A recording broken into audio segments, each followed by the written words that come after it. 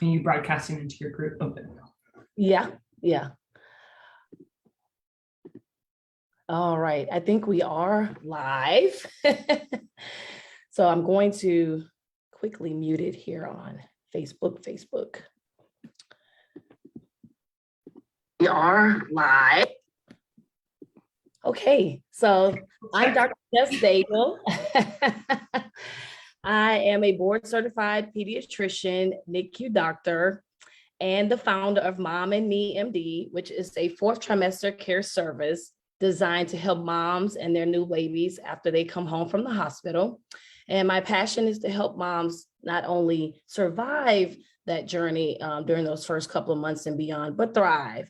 And so on my journey to empower moms and help them to better take care of themselves, I've had lots of discussions with healthcare providers and physicians about ways that we can support moms on their journey after baby. As we know, whenever there's a new baby, the focus becomes the new baby because it's new, right? It's exciting. It's like, ooh, all the wonder. But sometimes and oftentimes moms get lost in that shuffle. And that's unfortunate because the well-being of the baby actually depends on the well-being of the mom. And that became more realistic to me as a mom myself, even not even something I realized as a pediatrician. I don't think I appreciated as much until I became a mom. And so I've talked about lots of different things, but one of the biggest things that's important is like nutrition and even like health. And so we talk a lot about the mental aspects of having a baby and dealing with things like postpartum depression, anxiety, but our nutrition and exercise and our well-being, all of that factors into it, like how we're taking care of our bodies after we have a baby is so important as well. So to join me in talking about that is Dr. Megan, is it Melo or Mello? I never asked you how to Mellow Yellow. Mellow Yellow. Dr. Megan Melo, who is a board certified family medicine physician and obesity medicine physician. And she's also a certified life coach. And she is also the founder of Healthier for Good, which I love that just whole term and phrase, which helps women physicians and professionals to overcome burnout, which that's not even just something that professionals deal with. Moms, families, parents, people can deal with burnout. And so I wanted to, I'm so excited to have her on today to talk about how moms can take care of themselves after they have babies. And more importantly, the nutrition and the health and tools and strategies they can use so that they can thrive. So thank you so much, Dr. Melo, for coming on. Yeah, it was a pleasure to be here. And just as you said, I'm a family medicine doctor and worked for 11 years out of residency delivering babies. So getting to see the journey from not a mom to pregnant to delivery and then beyond and taking care of, both mom and baby. And so that unit is so important, but after baby is born, it's still a unit. And both parts of the unit are really important. And so I love this topic of how do we support moms taking care of themselves? Because just as you said, the baby is new and shiny, right? The baby is this precious, delicate creature that we all just, want to love on. But mom has just been through a major event, being pregnant, then delivery, and then recovery. And so we just can't leave mom out of the equation. No, we can't. That's so good. And it's something that it sounds so simple when you say it, but it's really about what are we putting into practice, right? Like what are we doing as hospital systems and pediatricians and obstetricians and family medicine physicians and psychiatrists, like all of us who have a role in moms' lives when they're on this postpartum journey. So one of the questions I wanted you to talk about is like, why is it important for moms to take care of themselves in this postpartum period? Yeah.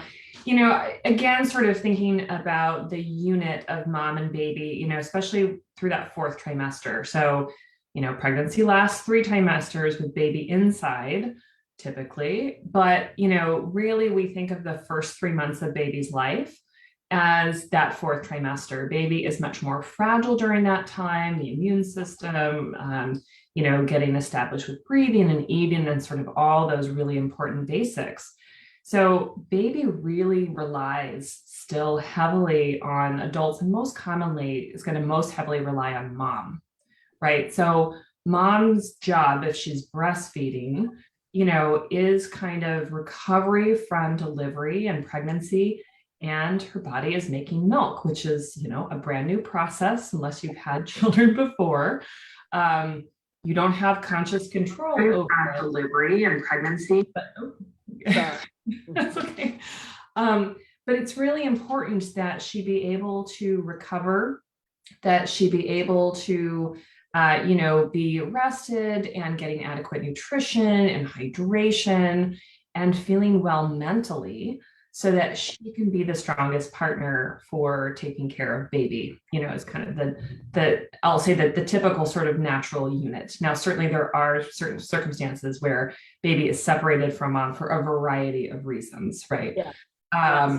But if we're thinking about sort of the mom baby unit as being together, or if baby's in the NICU, then mom is going to support. Just really important to consider them as a pair. Exactly. That's so good. That's so good. And I definitely see a lot of the moms who have to, since I work in the NICU a lot, I definitely deal with the moms after they've been separated from their babies. And I'm actually planning to do a talk about that. Like, when you're dealing with that separation, it's like an extended fourth trimester, right? It's like a new fourth trimester because they're in it by themselves in a sense because the baby's in the NICU. And then when they come home, then they have to have their own type of fourth trimester experience as well. So that's something I've come to kind of think about for like NICU families or families with babies with complex medical illness and things like that.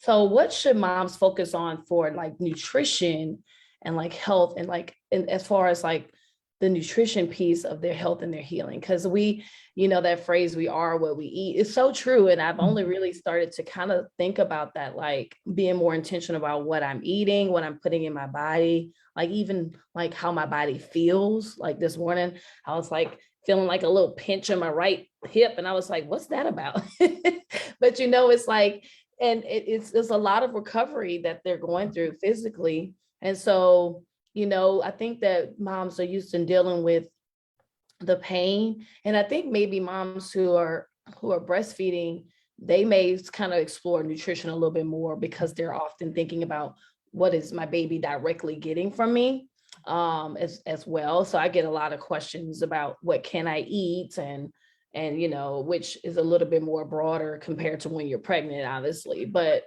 still, discussing the nutrition that they're getting in that way. So what is your advice regarding that? Yeah. It's a great question. And, often with pregnancy, that might be the first time that mom, has maybe started to think about her nutrition, for kind of the health of the pregnancy and hopefully beyond, right? Yeah. Hopefully not just, but, we're all human. It's also true, thankfully, that the restrictions that were there during pregnancy are now gone. There's really nothing, that mom in general can't eat postpartum, even if she's breastfeeding. But that being said, there are associations with patterns of eating that tend to work better in terms of mental health, in terms of breastfeeding and healthy weight balance and things like that. And thankfully, all of those recommendations tend to stack up together. So we hear a lot about the Mediterranean, kind of eating approach. Some people will call it a diet. It's not the diet in the sense of a weight loss diet, but just as diet as a term for like the types of foods we're eating. So a Mediterranean type of eating would have, olive oil. It would have fatty fish like salmon and sardines. It would have a lot of beans, a lot of green leafy vegetables, some fruit, some dairy, maybe occasional red meat or chicken, poultry, that kind of stuff. But it really is about sort of whole foods, whole natural foods that grow out of the ground primarily. And the great thing is that that's really healthy for recovery from delivery. It's anti-inflammatory, especially when we get lots of good, healthy fruits and vegetables in there. It's full of fiber, which helps with bowel health, which Yeah. can be very off during pregnancy. A lot of constipation tends to be an issue, as well as there's good evidence that it helps to combat depression. Wow. So a Mediterranean type plan of eating has positive benefits in terms of mental health and well-being as well. So I haven't seen any studies directly with postpartum depression, but we can sort of understand that if it's good for mom, it's Yeah. good for baby. Yeah. And so that's really what I encourage. And, if people are really far off from that, if they're eating a lot of sugar, a lot of processed foods, a lot of red meat, I think it's really about being intentional and making slow transitions towards a pattern of eating that you want. It's really hard for almost all of us to just jump. Yeah. You're like, well, I normally eat, McDonald's every day for lunch, and I normally, have a bunch of chips and a bunch of soda. And tomorrow I'm going to start eating just salads and beans. Yeah. Most of us won't do that, but being, intentional about trying to make shifts is really important. That's good. I love that, being intentional. And it really is about like with everything, with even being a mom, it's kind of like you're learning, it's a journey. Mm-hmm. And so instituting one, positive thing. And you're right. Like I did like a 10-day like green smoothie cleanse, which I really enjoyed. But obviously there was some like irritability at first and a little bit. Because you are used to like all that other stuff. But after about the third or fourth day, I really felt like my energy is up. I have actually felt better. Like it was something mentally it did for me, knowing I was putting something good into my body too. Like, it was interesting. I didn't think I would feel that way about it.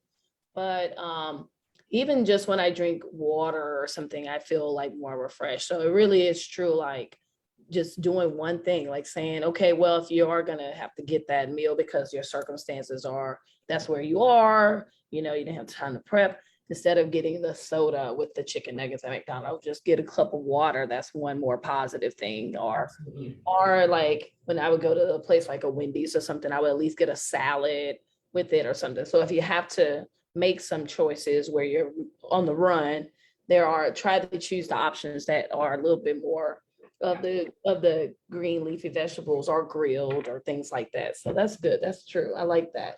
And then what about like, you see all these different like nutritional supplements and all these different things. What are your thoughts about moms taking on different like supplements and things like that? Is it just like really necessary to have something on top of, your daily meals? I think it depends. The market of breastfeeding related supplements in particular has exploded. There are so many companies out there, just like the prenatal vitamin market really exploded in the last 10 years. That used to be, well, there was kind of the store brand and there was maybe one other. And now you go and there's 17 different brands and have different combinations of things. And they'll tell you, oh, this and this and this.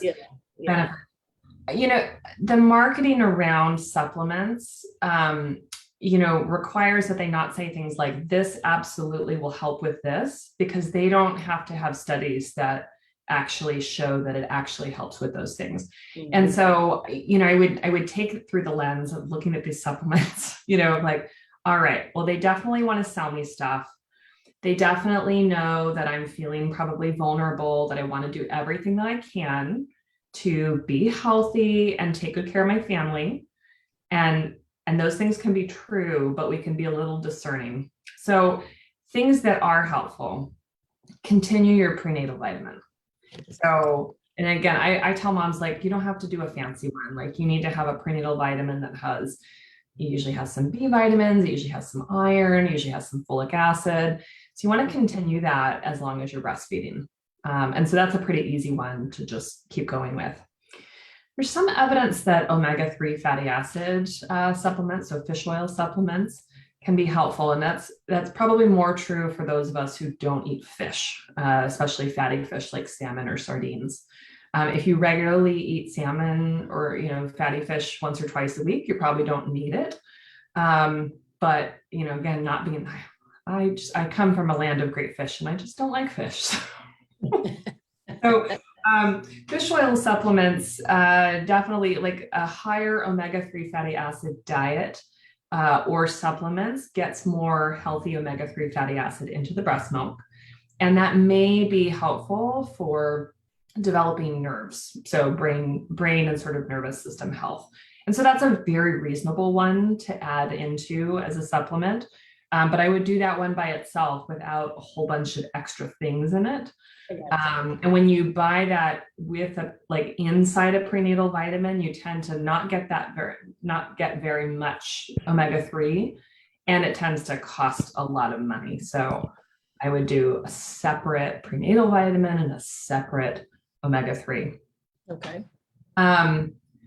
Vitamin D, we talk a lot about for baby. Breast milk is not a good source of vitamin D, no matter how much you have running around your own body. Yeah. So we, recommend breastfeeding moms are supplementing their babies with vitamin D. It's also generally brought that up. You know what? A lot of moms in the hospital, when I tell them that I'm discharged, they're like, I didn't do that with my last baby. And it's been a recommendation for a little while. So I kind of was like, maybe I need to do a public service announcement to community pediatricians, hey, remember, hey, let's need to give it to the baby. Yeah. Yeah. And that is one area that there are a lot of vitamin D supplements for baby that are the right amount, which is 400 international units in one drop. Yep. And so you can put it right on the nipple before baby feeds, or one drop into a bottle. Formula fed babies don't generally need that because it's already in the formula. So don't have to worry about it there. But if you're doing half and half, or, you're exclusively breastfeeding, supplement with vitamin D. And I recommend that to mom too. Yeah. And she can use several drops of the same supplement, or I really like vitamin D liquid supplements because I think they're just easier. Yeah. You get a little sick of swallowing pills. I know, that's my struggle. My struggle. Smaller doses more frequently is better than the 10,000 international unit vitamin D. You just don't absorb all of that. I agree. Yeah. And all of these things are better with food than on an empty stomach. Yeah. Yes, true. Those are kind of the general sort of, and I recommend those broadly to any woman following any diet who is breastfeeding.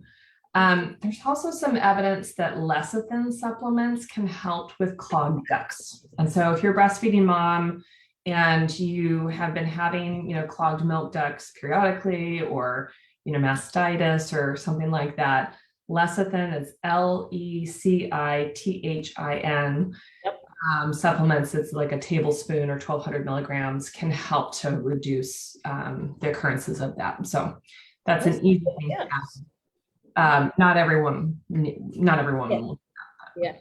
Yeah. So much stuff out there. I definitely, again, started to embark on a lot more of my own journey around learning this when I started having my own kids, just because, you start taking things a little bit more personalized, because okay, it was one thing when I was just dealing with myself. Now I have a human being relying on me. Maybe I need to know a little bit more. Yeah. So what are 3 things a mom should do to promote her own well-being?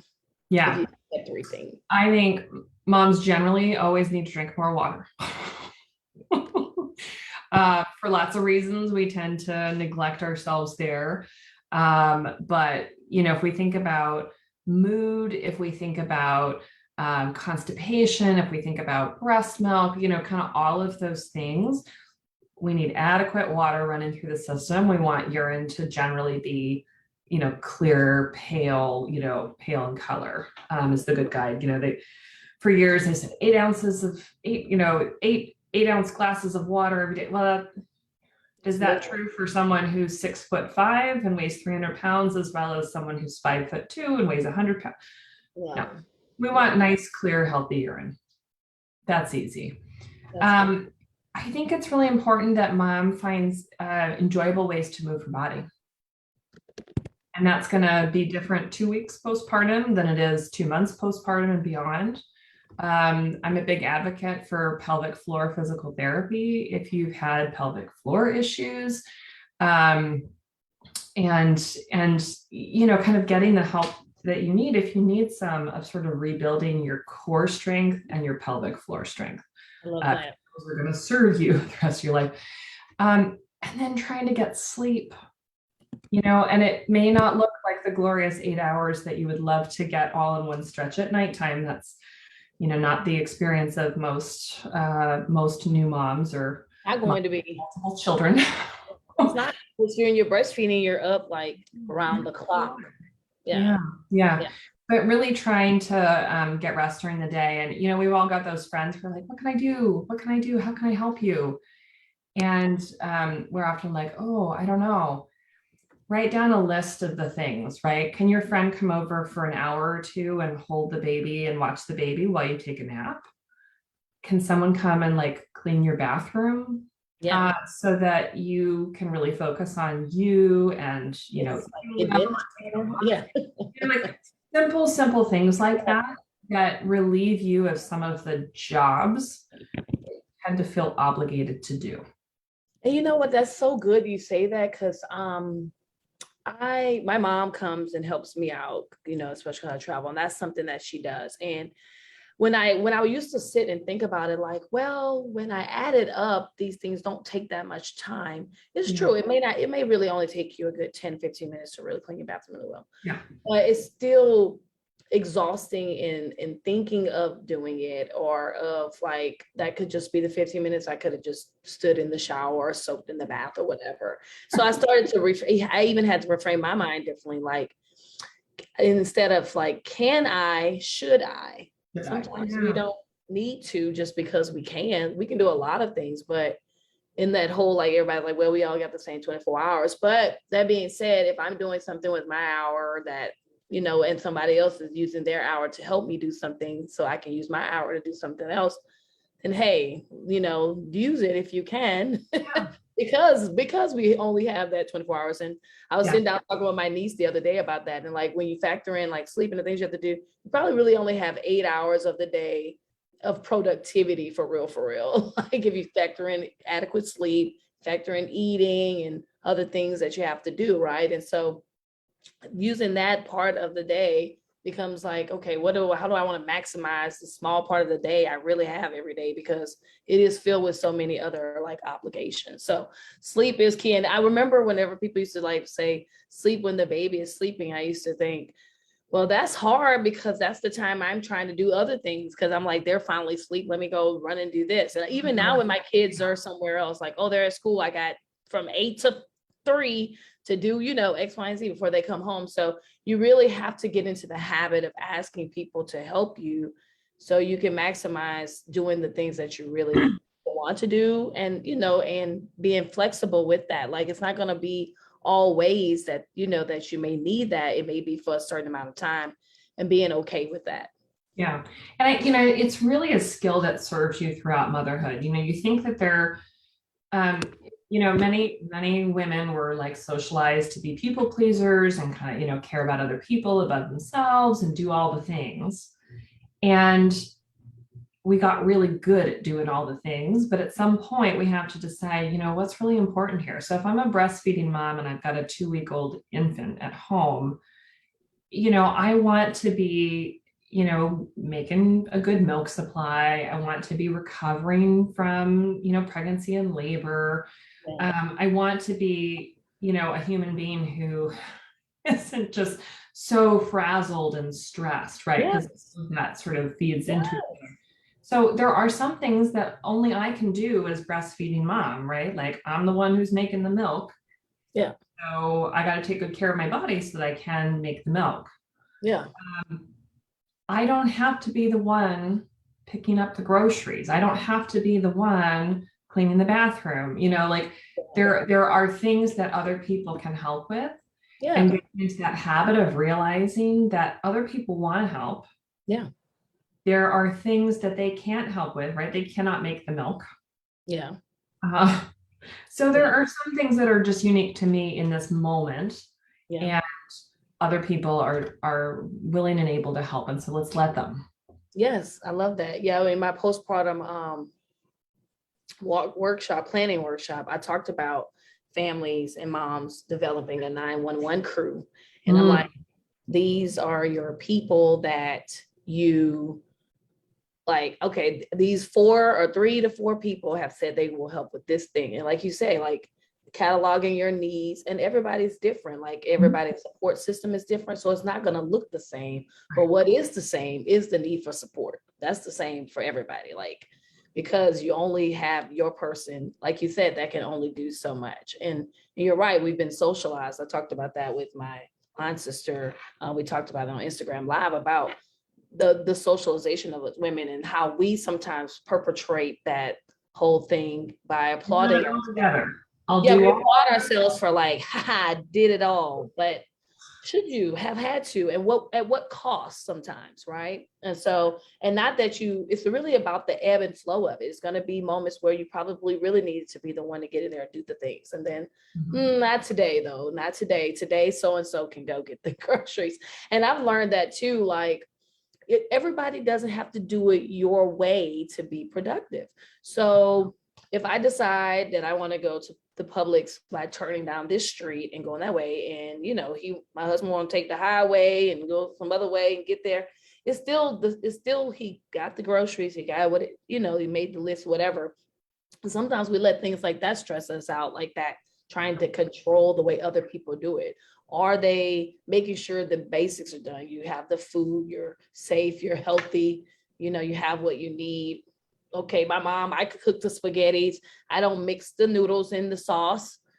My mother-in-law mixes it all together. It's still spaghetti. It's It's so okay. fun. It's But food. yeah, but some people will let that stress them out. They'll be like, no, you have to do it this way. Yeah, Like, it's no, so true. It's yeah, so true. It's kind of a letting go of a little bit of that rigidity. yeah, And yeah, when you're used to doing things, like all the things, right? Like you sort of put it on. I'll say you put it on yourself a little bit, yeah, and culturally, society, I like agree. this pressure to kind of do it all.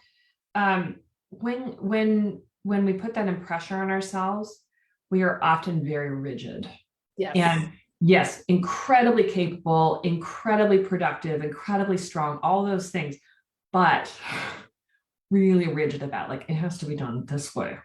Yeah. And if it's Yeah. not done this way, if the spaghetti and then, if the noodles and the sauce are together, that's not how I do it. And we get really upset about it. It's just like, Yeah. let's step back a little bit.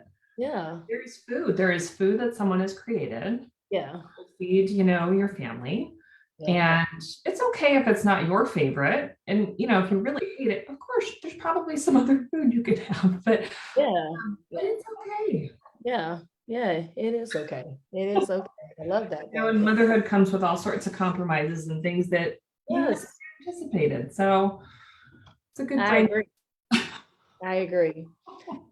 And so, how can a mom not feel guilty about looking out for herself when she has this new baby at home? Because I've seen a lot of that, participating in a lot of mom groups and things like, moms expressing a sense of guilt, which I think is misplaced. And I've talked about that at, wanting to be by themselves, or wanting to have a break. And I explained it like this, like we were not meant to be everything for someone all the time. That's why we have community. If one person was just needed, then we would not all exist. So, Yeah. so how do you propose that moms kind of manage this when they start to have these thoughts or feelings, and then they feel guilty, right? That they wanted to focus on themselves, and it's so important. Yeah. I mean, I really think about when you are taking good care of yourself and letting other people help take care of you, you are in your best place to show up for your baby or anybody else that you're taking care of, right? So when get the amount of sleep, like as much as you can, when you're able to move your body and stay hydrated and get good nutrition and hopefully laugh and, connect with some adult human beings, then you are in your best place for showing up the challenges of having a newborn at home. right? The challenges of babies who cry a lot, the challenges of, learning how to breastfeed, or, breastfeeding one kid and trying to keep the other kid entertained, and all those things. So I can't remember where I first heard this, but there's this idea of like, you are the asset, protect the asset. That's good. I love that. Like Yeah. you are the one who is kind of the leader of this ship of the mom baby unit. And so you need to have all your tools and resources, and that includes really good care of you. So if that means that you need to go out with another adult or by yourself for a little bit of time, if you need to have somebody, if you've got a colicky baby, that you have somebody, help you during those witching hours when baby's really crying a lot, whatever that looks like. Of course that's safe and reasonable, like then do those things. Yeah, I love that. Yeah. This is so good because every day when I like round at the hospital and I see a new mom and baby, I think I kind of take pause to think about their journey, and I try to insert a little bit of this similar wisdom, but it needs to be on repeat, like they need to hear it from me at the hospital, and then when they go see their OB, someone needs to really be checking in, and then when they go to the pediatrician at visit, they need to really be checking in. And the issue is, in the traditional healthcare system, we're just so rushed, for time. And we're, it's like the DMV office. We just got to shuffle people in and out. Next, pull your ticket. Next, come to your window, what you need. All right, you good. Yeah. And so that doesn't encourage moms to feel they have a real safe place to unload the things that they're actually going through. And so you get I'm good, but it's so much like, it's like this cloud, like those diagrams are like your thoughts everywhere, and like storm clouds and exclamation marks and question marks and stuff. That's really what's happening in there, So that's one of the things I talk about. Like, I'm fine. Like if we could just, really say how we are. And when we think about burnout, and sort of tying it together, I mean, you're absolutely right that, burnout is a condition that parents can experience too. And somebody talked about, I'm sorry, I don't remember who, but burnout is being something that can happen when you are working on something that doesn't have discrete start and stops. And, kind of the pregnancy parenting journey, like there are milestones along the way, right? There's birthdays, there's birth, there's things like that.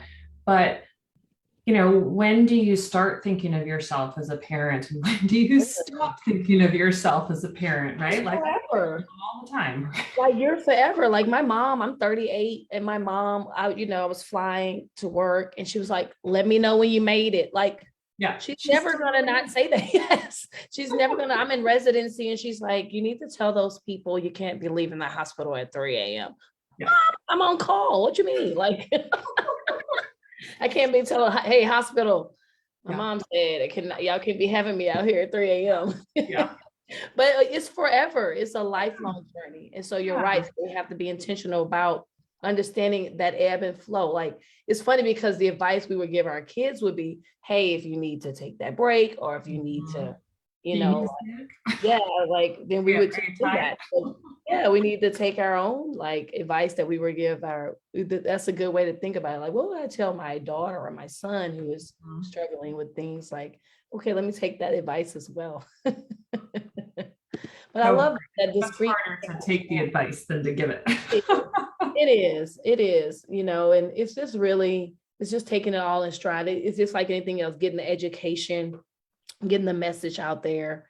And when moms see that it's out there and people are recognizing and considering it, and then it encourages them to take those steps as well. And being in a community, I definitely promote moms to be in a community with other moms. And that whole like-mindedness helps too, because then, you can laugh at the antics of like when your kids are, especially in the same stages, like, oh yeah, like I just done potty training, and, you can talk with other people who are potty training their kids or just whatever. It really helps because that knowing you're not alone just does something in itself for the promotion of like the goodwill and the feeling like you can make it, and that's one of the things I want moms to do. No, if they're not alone, your journey is unique and that is you, but it's not unique in that you need support. Like that's everybody, everybody on this earth and their journeys need support in some way. Well, thank you so much for this discussion. Tell people how they can find you and if they want to work with you as well. Yeah, so you can reach me at my website, which is www.healthierforgood.com. You can contact me through that website, and I'm on Instagram and Facebook at Megan Melo, MD. All right, got it. All right, I put it in there. Well, and like for me, you can keep following me here live on my shows and on Instagram, I'm at momandme_MD. And you can also subscribe to my YouTube channel, Just Dago MD, where you can also find the lives like this. So posted there all in one place. So you don't have to scour through my feed. And also I'm going to be launching a NICU education series starting on Friday. Yay, start helping out my NICU families with all of the different things that they can endure as a NICU mom, because that journey is definitely long and arduous as well. but not unique. I've had that journey as well as a mom, and so having that professional and personal experience has definitely helped me to understand a little bit more about what families need when they're going through some difficult times as well. So thank you so much, Dr. Melo. It's good to see you. Nice to see you. Ma'am. And I hope you have a great week. Thanks, you too. Okay, bye-bye.